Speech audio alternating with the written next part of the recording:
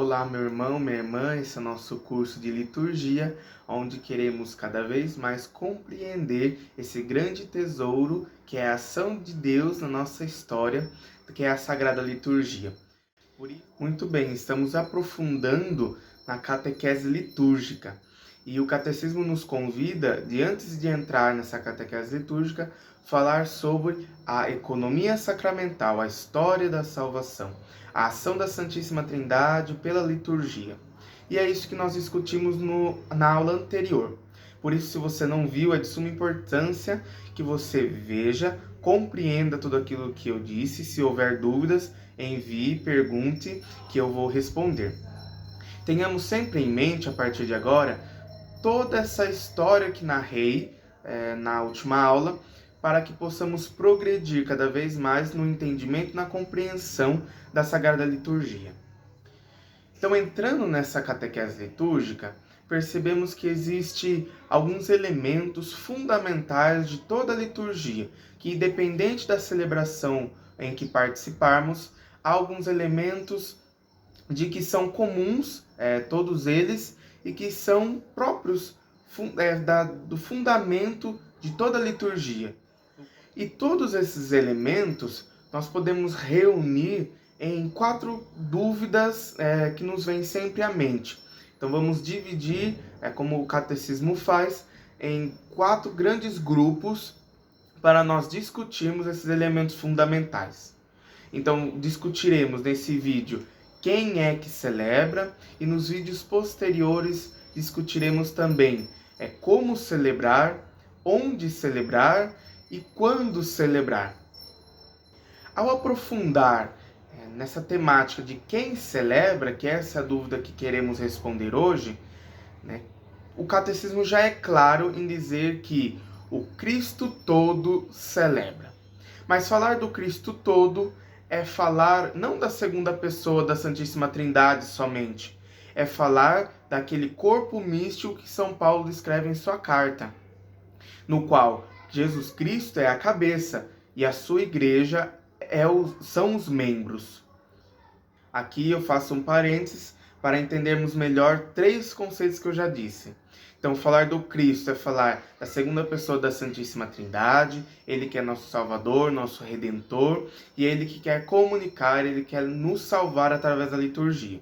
Por outro lado, também temos o Cristo místico, no qual essa junção de que falei, do Cristo cabeça e a igreja, e tudo isso se forma uma grande comunidade, E o terceiro é a própria igreja. Ao falar de igreja aqui, temos que entender que existe a igreja celeste, dos santos, dos mártires, da Virgem Santíssima, da Santíssima Trindade, lá na eternidade, em que nós peregrinos nesse mundo vamos alcançar pela salvação.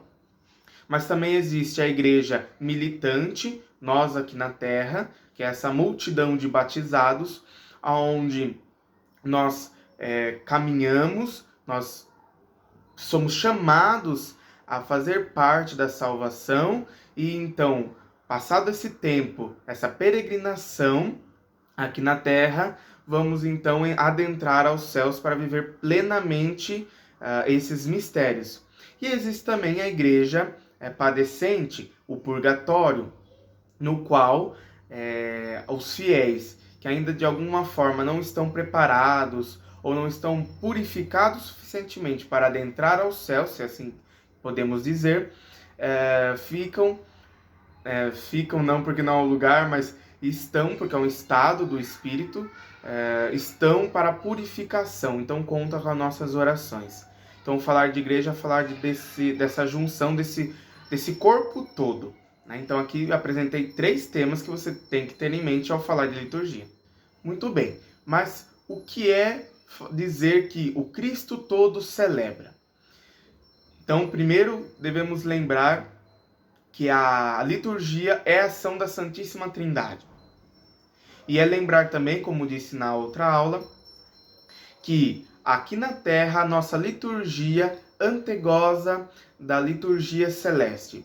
Por isso que tudo aquilo que fazemos na liturgia aqui na Terra, ela deve ter ressonância ou deve participar da liturgia celeste.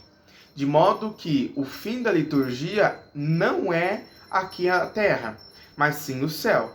Que lá sim nós temos a liturgia perfeita, porque é o próprio Cristo que reúne, que celebra, e que lá que estamos em perfeita comunhão com Cristo. Aqui temos comunhão com toda a igreja militante, celeste, padecente, mas ela ainda não é de alguma forma perfeita, porque somos passíveis de corrupção. Dito isso, falar que o Cristo todo celebra é dizer que o próprio Cristo é quem celebra.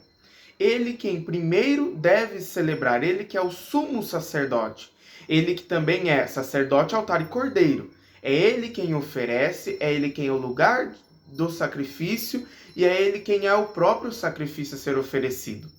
E é nele, por ação dele, nós fazemos comunhão, formamos comunidade e podemos participar dessa ação. Por isso que estarmos unidos a Cristo, como ele celebra, nós também celebramos.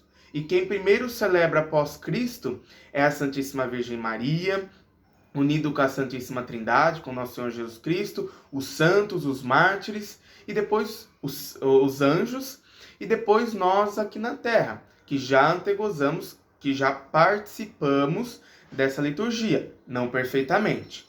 Dito isso, que a liturgia aqui na Terra não é perfeita, os frutos que recebemos desse celebrar é diferente. Então a gente tem que entender que quem celebra somos todos nós. Todos nós somos liturgos que celebra a nossa fé, que celebra os mistérios da salvação. Mas aqui na Terra nós temos algumas diferenças quanto à liturgia celeste. Por isso que a nossa liturgia ela não nos dá os frutos igualmente a todos que participam dela. Porque existem as pessoas que dentro da comunidade exercem funções diferentes, que têm ministérios e ofícios diferentes e que de alguma forma se aproximam dessa liturgia com uma disposição diferente. Traduzindo, na comunidade temos aqueles que acolhem, temos aquele que limpa, temos aquele que prepara, aquele que proclama as leituras, que canta, que acolita, aquele que preside o sacerdote, aqueles que o auxiliam ou concelebra com ele, então outros sacerdotes ou os diáconos, de certa forma ministros instituídos que também vão auxiliar na liturgia. De modo que tanto por nossas funções, tanto pela nossa disposição, nós participamos diferentemente. Isso pela nossa disposição também, porque nós podemos estar presentes, de certa forma, podemos ir ao encontro desse ato litúrgico, formar comunidade, mas o nosso coração ali está distante, está disperso. Não é às vezes, nossa vontade estar ali, estamos ali por obrigação ou porque nós de fato amamos, mas naquele dia não é o melhor para nós. Então tudo isso influencia nos frutos que vamos receber a partir dessa liturgia, né? De modo que todos nós celebramos, então todos nós agradecemos e ofertamos por intermédio do Cristo, ofertamos até a nossa vida, a nossa criação, tudo aquilo que temos, que somos, nós entregamos a Deus, né? Então, ao participar, nós já fazemos isso, mas de acordo com os dons que oferecemos à comunidade e o estado de espírito que estamos, nós recebemos frutos diferentes. A graça que recebemos da liturgia, ela é diferente para cada um. O catecismo vai dizer que a oração perfeita se dá na comunidade. É claro que vamos colocar cada coisa em seu lugar, que é necessário, é importante, e é bom que tenhamos a nossa oração individual, a nossa liturgia particular, digamos assim. Por exemplo, os padres que têm a obrigação de rezar a liturgia das horas, devem então fazê-lo.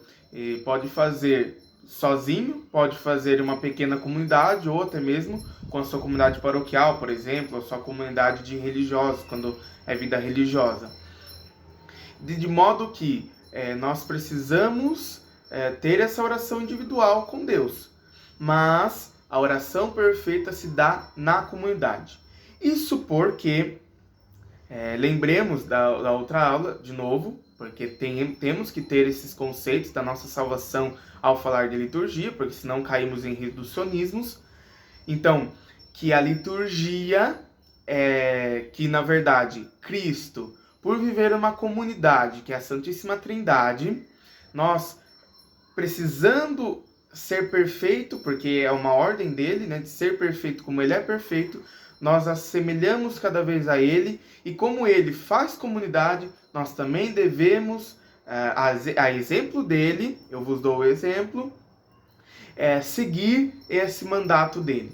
Por isso, assim como Cristo faz comunidade, nós também devemos fazer. E a oração perfeita, então, ela é a oração em comunidade.